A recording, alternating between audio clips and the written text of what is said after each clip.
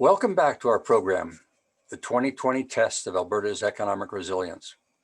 We've been discussing your assessment of Alberta's economic resilience since 2015 and during the recent downturn and pandemic.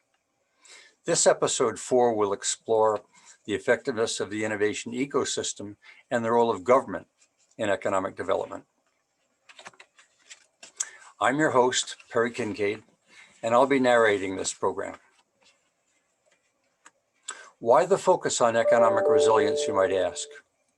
Resilience is the ultimate objective of economic diversification, essential for mitigating shocks to the economy and/or recovering quickly. An economy may be diversified, but if it isn't resilient, then why would diversification matter? So our focus is on the objective of economic diversification, that of economic resilience. You viewed the most sensitive measure of economic resilience being corporate investment and job-related measures. To date, we've learned that Alberta's economic resilience has been weak and is becoming weaker. Economic resilience improved through until 2018, when Alberta's vulnerability became apparent and turned south when crude oil prices collapsed, and continuing on into 2020, now reflecting the added impact of COVID and the associated global recession. The impact on Alberta has been widespread across the province and its regions, and while widespread, the impact has been uneven. The Edmonton region in particular has been hit hard when compared with the Calgary region and others, and that is southern and central regions have actually done rather well compared with Edmonton and Calgary. Public services have proven to be the least resilient, and somewhat less so are professional services and industries, as indicated by their red circles and the yellow squares. As for professional services, only legal services appear to be most resilient, as circled in the green, with management infotech the least. As for industries, forestry and mining are most resilient. Tourism, transportation, and to some extent agriculture are the least.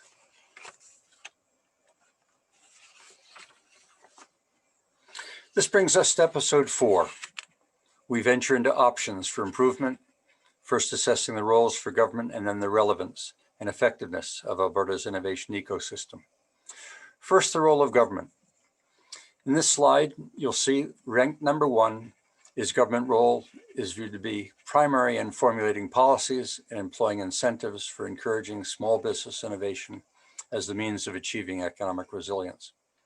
And then promoting entrepreneurship and again, small business startups, followed by the funding of educational and training programs for ensuring that graduates can create new jobs.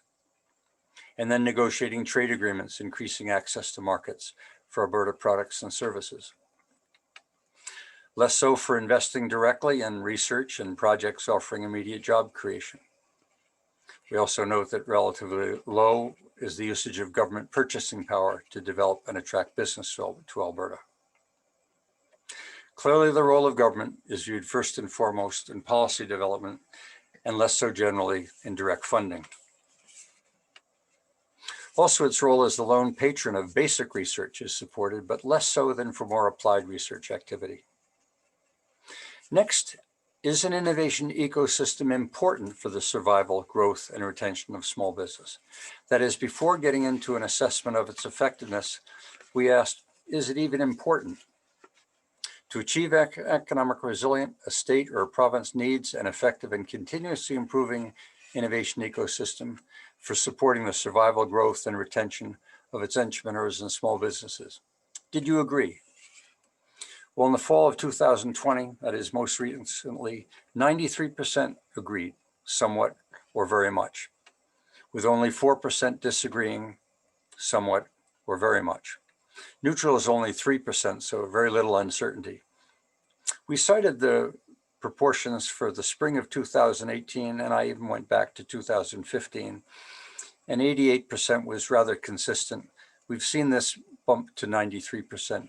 It's a recent rise, but it has been consistent with what we've seen now from the very beginning. These are some of the comments associated with this particular question on whether or not the innovation ecosystem is important for the development of economic resilience. Absolutely, entrepreneurs and SMEs are the backbone of the economy. For the innovation ecosystem to be sustainable, it must address the needs of the marketplace and can't be continually funded by tax dollars. That is, reliance or dependency on the innovation ecosystem throughout the journey of small businesses through the what's called the Valley of Death is not strongly supported. When we reviewed those who disagreed very much, of which there were few, the support for entrepreneurs is such that we must let SMEs fail as their leader needs to move on to the next idea. When we ask, is the innovation ecosystem effective, which is the primary intent of this episode, you'll see here a rating of 2.70 is the average on a scale of 1 to 5, with 5 being very effective. It remains on the ineffective side, anything below 3, but it has been rising, and that is there's been sustained improvement evident since 2015, and we'll show that specifically in the next slide. Here we see the proportions of those that rated the innovation ecosystem as effective versus not. 32% viewed it as somewhat effective to very effective, with 43% saying it was not very effective. In other words, the overall balance is on the negative side, but it's getting closer to break even. Particularly, you'll see the rise from 2018 from 56% of not very effective or not effective to 43% more recently. Effectiveness is continuing to increase, and that shows on this slide with the green circle. As you'll see, from the spring of 2018, we saw a drop to the fall, and then a consistent rise to the spring of 2019, and then a significant rise to the fall of 2020. This seems to reflect an increased awareness of the importance of the innovation ecosystem for economic recovery and improving Alberta's economic resilience. There's a breakout here, and this is for the first time since we started this measure. It's the first time we've seen a breakout and a deviation of the innovation ecosystem's importance from the status of economic resilience. This is probably reflecting a recognition that the innovation ecosystem is important and needs more attention.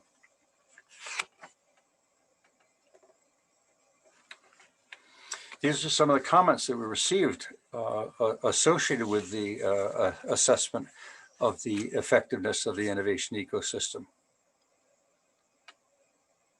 Someone noted they've been in tech business for 40 years and haven't seen one major success. This is on the negative side. The lack of government support in innovation is causing talented people to leave. Very poor at supporting the scale-up of companies. Also, not effective government's hostility toward the energy sector is driving away key resources. Too many silos. On the neutral side, and this is important because we'll point something out in a few minutes, I don't think I am knowledgeable about Alberta's innovation ecosystem, led someone to not take a position as terms of effective or not effective. Somewhat effective, they saw government as the largest buyer of health, education, and construction services. It should be using this power to attract interest by SMEs. And very effective. Things don't look hot right now with oil prices and the coronavirus, but this is exactly the conditions conducive to restructuring and reforming. And that is, they see this current situation as one of an opportunity. The following elements comprise the innovation ecosystem. That is, here we begin to dig deeper into the innovation ecosystem and its components in order to get a better assessment of just what is contributing to the low ranking, even though we're seeing some improvement recently. We asked whether or not the following elements that comprise the innovation ecosystem are effective in supporting the province's entrepreneurs and small businesses today. And the 4 items that we put forward were vision and leadership, that is a sense of purpose and inspiration. The resources of the system, the talent, the financing, the information, the facilities, land, and technology. The management processes associated with the innovation ecosystem, communications, decision-making, networking, organization, and accountability. And the overall infrastructure being comprised of the internet, transportation and logistics, research, advisory services in the form of incubators and accelerators. While the differences are small, the indications are clear. Resources and infrastructure fare better than vision and management processes, both of which are tangible and more readily improved than fixing tangible resource and infrastructure issues. Note the high level of neutral, that is uncertainty reflected, as indicating in comments that people are somewhat unfamiliar with the ecosystem, the term itself and its features, thus contributing to the high neutral ratings. The following are comments associated with the rankings of the components or features of the innovation ecosystem. Again, numerous government comments, too much focus on promoting government and service providers and not enough focus on doing businesses and getting better at it. Too much focus again on promoting government and service providers and not enough focus on doing businesses and getting better at it. Seems I just said that. I don't know why I've got that repeated twice. Under neutral, as a general rule, governments get in the way of prosperity. And then we turn to the comments that relate to the effectiveness. Eliminate the provincial corporate tax. Address the gaps that still remain in rural broadband. Less government interference in post-secondary governance. And then very effective. I'm not really up on the details here. The question seems to focus on the government's role. That certainly wasn't intended. That's only part of the equation. Taxes, for example, are out of kilter with today's conditions. We clearly face an extraordinary challenge. The challenge will be to consider the long term, the economy, when the immediate is so overwhelming, and that is the impact of the downturn and of COVID on people. But that's the stuff of leaders, to consider the long term while addressing the more immediate issues. Leadership is the focus of the concluding episode 5 next week. We'll be taking into consideration what we have learned so far and summarizing your views and recommendations on what needs to be done. So stay tuned. This will be good. Be safe and good night. I'd like to wrap up with citing credit and giving credit to those that have helped make this webinar production effective. Tom Dodd with Fission Media, Michelle Lassard with Websites in Edmonton, Kevin McNulty with the Canadian Institute for International Trade, and those that provided survey support being the Economic Developers of Alberta, the Alberta Council of Technologies, and AB Poll Econ. With that, thank you and good night.